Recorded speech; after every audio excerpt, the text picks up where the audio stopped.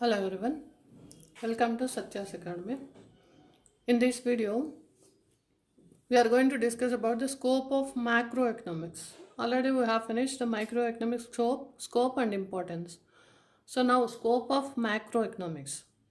So this was popularized by J.M. Keynes in 1936, General Theory of Employment, Interest and Money.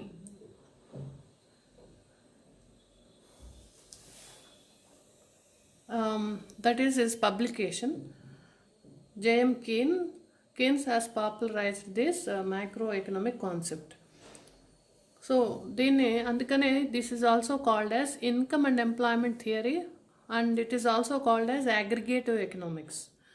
మనం already discuss చేసాం. Macro economics means it is a total and aggregate. Total macro అంటే for example if you take one number is a micro economics, 1 + 1 + 1 + 10 number is a macro. అంటే by adding these micros we get the macro. అంటే ముందు మనం ఒక యూనిట్ని study చేస్తే మనకి total number ఎంత అనేది తెలుస్తుంది. కాబట్టి ఒక ఎకానమీలో ఒక పార్ట్ స్టడీని కలిపి మొత్తం అన్ని పార్ట్స్ని మనం స్టడీ చేసినట్లయితే that is a macro study అవుతుంది. కాబట్టి ఇది macro means total or aggregate. So what is the scope of macroeconomics? This explains the theory of income, employment and distribution. At the same time, దీంట్లోనే ఈ మూడిట్లో theory of consumption, theory of investment. దీంట్లో మనకి theory of general price level and inflation, అంటే general aggregate, total supply of the commodity, total income of the country, total employment of the country, total distribution of the country. అంటే ఇన్కమ్లో వచ్చినప్పుడు ఏమవుతుంది, individual income, at the same time firms income, industries income, total కలిపి మనకి GDP కింద తీసుకుంటాం. That is a aggregate.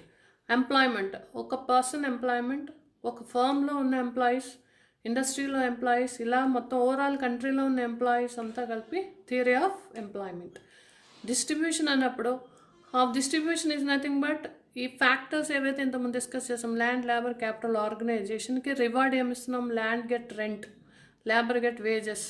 ఈ rewards అన్నీ కలిపి that is called distribution. Total overall కంట్రీలో ఉన్న ఫర్మ్స్ అన్నిట్లో ఇండివిజువల్స్ అందరూ how much income in different sources, అది డిస్ట్రిబ్యూషన్ ఎలా అవుతుంది అంటే నేషన్కి ఇన్కమ్ జనరేట్ అవుతుంది ఇండివిజువల్ నుండి, మళ్ళీ అదే ఇన్కమ్ మళ్ళీ redistributing to the distribution among the country people, అదే డిస్ట్రిబ్యూషన్ అంటాం. ఆ డిస్ట్రిబ్యూషన్ థియరీ, టోటల్ థియరీని మ్యాక్రో ఎకనామిక్స్ ఎక్స్ప్లెయిన్ చేస్తుంది.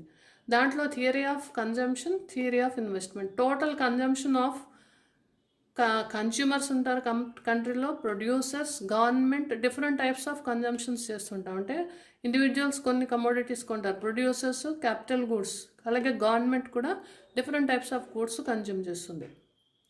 అలాగే ఇన్వెస్ట్మెంట్, ఇండివిజువల్ కూడా సేవింగ్స్, ఇన్వెస్ట్మెంట్స్, హౌస్ ఇలాంటివి కొంటుంటారు. అలాగే ప్రొడ్యూసర్స్ కూడా డిఫరెంట్ టైప్స్ ఆఫ్ ఇన్వెస్ట్మెంట్స్ చేస్తుంటారు in the supplying of goods. అలాగే గవర్నమెంట్ కూడా different types of investments in different sources ఇస్తుంది. అది that is a theory of investment. Theory of general price లెవెల్లో మ్యాక్రో ఎకనామిక్స్ ఎక్స్ప్లెయిన్ చేస్తుంది. అది scope. General price level అంటే based on all these factors government will decide one general pricing. At the same time inflation అంటే increase in the prices.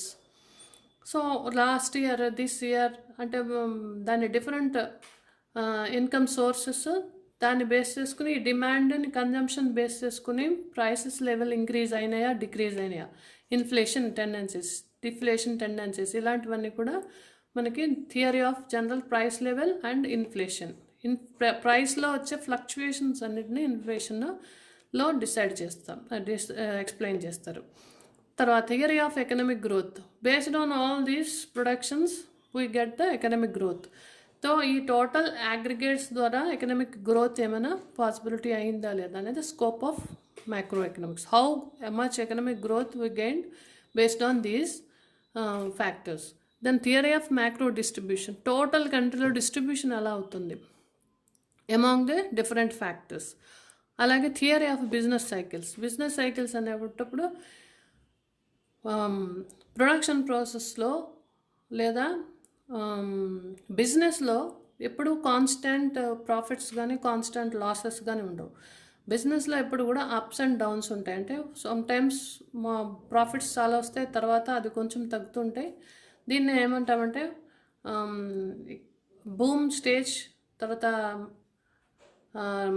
Depression, ఇలాంటివన్నీ కూడా. అంటే ఒక స్టేజ్లో హై ప్రాఫిట్స్ వస్తాయి, ఒకసారి బ్రేక్ ఈవెన్ నార్మల్గా ఉంటే ఒకసారి తగ్గుతుంటాయి. అంటే ఈ fluctuations in the business also explained with the macro economics. ఎందువల్ల అంటే ఓవరాల్ కంట్రీ సప్లై ఎంత ఉంది, ఓవరాల్ కంట్రీ డిమాండ్, ఈ రెండింటికి డిఫరెన్సెస్ ఎక్కువ వచ్చినప్పుడు ఈ బిజినెస్ సైకిల్స్ అనేవి ఎక్స్ప్లెయిన్ చేస్తాం.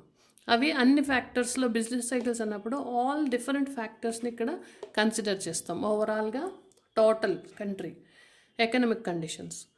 So this is the scope of macro economics. అంటే ఏంటంటే మీరు ముందుగా గుర్తుపెట్టుకోవాల్సింది macro is total and aggregate and combination of all. దీంట్లో scope is theory of income, theory of employment, theory of distribution. This is not only one industry or firm, this is a total country people, total income of the country on different sources, అన్ని sources నుండి వచ్చే income, అన్ని types of employments అంటే primary, secondary, tertiary, different types of employment నుంచి వచ్చే employment opportunities. అలాగే distribution of different sources, అన్ని primary, secondary, tertiary సెక్టర్లో ఉన్న డిఫరెంట్ టైప్స్ ఆఫ్ ఎంప్లాయ్మెంట్స్, వాళ్ళ ఎంత ఇన్కమ్ డిస్ట్రిబ్యూట్ అవుతుంది. Based on this theory of consumption ఎంత ఉంది, ఇన్వెస్ట్మెంట్ ఎంత, total investment, total consumption of the country people. అలాగే general price level, inflation, economic growth, theory of macro distribution, theory of business cycles explained with the macroeconomics. The scope is very vast. So popularized by Jenkins in his publication, that is 1936, General Theory of Employment, Interest and Money. This theory, macroeconomic theory, is also called as income and employment theory and aggregative economics. This is the scope of macroeconomics. Macro means total or aggregate, whole, all. Okay, ఏమైనా doubts కనుక మీకు దీంట్లో ఉంటే మీరు comment సెక్షన్లో mention చేయొచ్చు. Thank you.